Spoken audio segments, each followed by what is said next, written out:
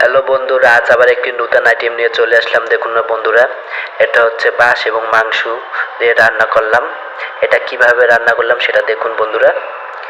বাঁশটা দেখুন বন্ধুরা, এটা হচ্ছে শুকনো, এটা চায়না থেকে এসেছে। এর আগে ভিডিওতে দেখিয়েছি বন্ধুরা। যেহেতু অনেক এটা শক্ত, তার জন্য এটি প্রথমে গরম পানিতে আধা ঘন্টা জাল দিচ্ছি যাতে সুন্দরভাবে নরম হয়।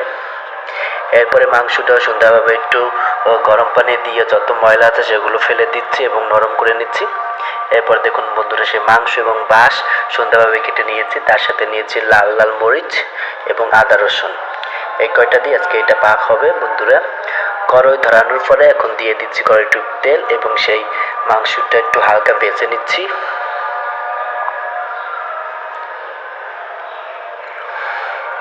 পাক করছে আমার বড় ভাই, মাঝে মাঝে আমিও পাক করি।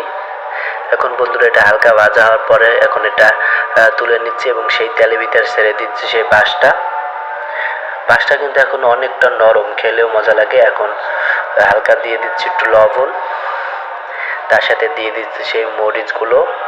বেশি করে ঝাল দেবো যাতে মজা লাগে। একটু রসুন দিয়ে দিচ্ছি, একটু পেঁয়াজের কলি দিয়ে দিচ্ছি, একটু soya sauce, chicken powder, Chinese হালকা হালকা সব মশলা দিয়ে দিচ্ছি, একটু মরিচের তেল দিয়ে দিচ্ছি।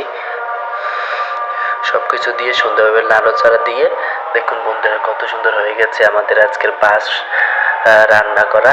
বাঁশ এবং মাংস দিয়ে সুন্দরভাবে রান্না করেছি। এর আগে কে কে বাঁশ খেয়েছেন সবাই কমেন্টে জানান।